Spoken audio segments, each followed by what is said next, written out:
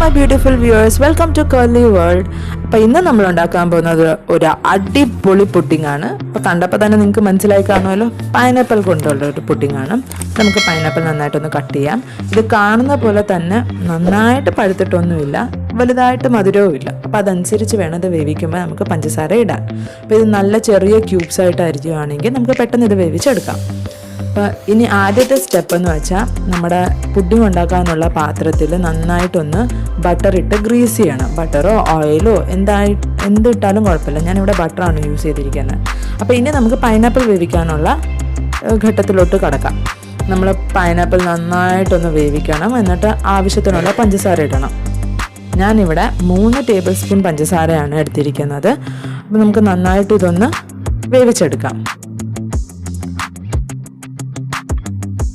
ഇപ്പോൾ പൈനാപ്പിൾ ഇവിടെ വെന്തിട്ടുണ്ട്. അപ്പം നമ്മൾ ഗ്രീസ് ചെയ്ത പാത്രത്തിൽ ആദ്യത്തെ ലെയർ എന്ന പോലെ ഇത് 3/4 എടുത്തിടാം. കുറച്ച് മാറ്റി വയ്ക്കാം. നമുക്ക് നല്ല ഈവൻലി സ്പ്രെഡ് ചെയ്യണം.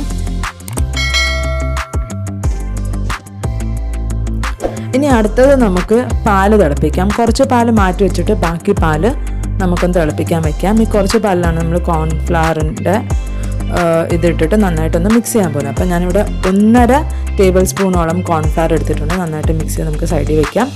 ഇതിൽ ഞാൻ കണ്ടൻസ്ഡ് മിൽക്ക് ഉപയോഗിച്ചിട്ടുണ്ട്, മിൽക്ക് മെയ്ഡാണ്. ഇത് ഓപ്ഷണലാണ്, നിങ്ങൾക്ക് വേണമെങ്കിൽ ഉപയോഗിക്കാം. ഞാനിവിടെ ഉപയോഗിച്ചിട്ടുണ്ട് കുറച്ചുകൂടെ ഫ്ലേവറും കിട്ടാൻ വേണ്ടിയിട്ട്. അപ്പോൾ അടുത്ത നമ്മൾ കോൺഫ്ലവർ ഇടുകയാണ്. പാലിൽ നമ്മൾ ഒരു 2 ടേബിൾ സ്പൂണോളം പഞ്ചസാര ഇട്ടിട്ടുണ്ടായിരുന്നു. അതിന് ശേഷമാണ് നമ്മൾ കണ്ടൻസ്ഡ് മിൽക്ക് ഇട്ടത്. അപ്പോൾ നമ്മുടെ ഈ പാലിലെ മിക്സ്ചർ റെഡി ആയിട്ടുണ്ട്. അതിൽ കുറച്ച് പൈനാപ്പിളിൻ്റെ പൾപ്പും കൂടെ ഇട്ടിട്ടുണ്ട്. അപ്പോൾ രണ്ടാമത്തെ ലെയർ നമ്മൾ സെറ്റ് ചെയ്തു.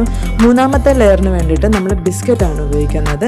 ബിസ്ക്കറ്റ് പാലിൽ മുക്കിയിട്ട് നമുക്ക് 3ാമത്തെ ലെയർ ഉണ്ടാക്കാം. നിങ്ങൾക്ക് കോഫി പൗഡറിൽ വെള്ളം മിക്സ് ചെയ്തിട്ടും ഉണ്ടാക്കാം, അത് നിങ്ങളുടെ ഇഷ്ടം. എന്നിട്ട് നമ്മൾ 4ാമത്തെ ലെയർ ബാക്കിയുള്ള പാലിൻ്റെ മിക്സ്ചറും കൂടെ നന്നായിട്ട് ഇട്ട് സ്പ്രെഡ് ചെയ്ത് കൊടുക്കുക. അപ്പോൾ ഇവിടെ നമ്മുടെ ഇത് സെറ്റായിട്ടുണ്ട്. ഇനി നമ്മൾ ഇത് ഫ്രീസറിലോട്ട് വെക്കുകയാണെങ്കിൽ 1 മണിക്കൂർ കൊണ്ട് സെറ്റാവും. ഫ്രിഡ്ജ് വെക്കുകയാണെങ്കിൽ 2 to 3 hours എടുക്കും. ഫ്രിഡ്ജ് വെച്ചാലും മതി, നന്നായിട്ട് സെറ്റായി കിട്ടും. നമ്മുടെ ഈ ഡെസേർട്ട് ഇവിടെ റെഡി ആയിട്ടുണ്ട്. ഭയങ്കര ബ്യൂട്ടിഫുൾ ആയിട്ടുണ്ട്. അത് കഴിക്കാനും സൂപ്പറാണ്. നിങ്ങളെല്ലാവരും ഇത് ട്രൈ ചെയ്ത് നോക്കുക. ഇത് ഭയങ്കര സിമ്പിൾ ഒരു റെസിപ്പിയാണ്. നിങ്ങൾക്ക് എല്ലാവർക്കും ഇഷ്ടപ്പെട്ടിട്ടുണ്ടെന്ന് തന്നെ വിചാരിക്കുന്നു. ഇഷ്ടപ്പെട്ടിട്ടുണ്ടെങ്കിൽ ലൈക്ക് ചെയ്യുക, ഷെയർ ചെയ്യുക, സബ്സ്ക്രൈബ് ചെയ്യുക. സബ്സ്ക്രൈബിൻ്റെ കൂടെ ബെൽ ഐക്കൺ കൂടെ ഒന്ന് ഞെക്കുക. Thank you so much.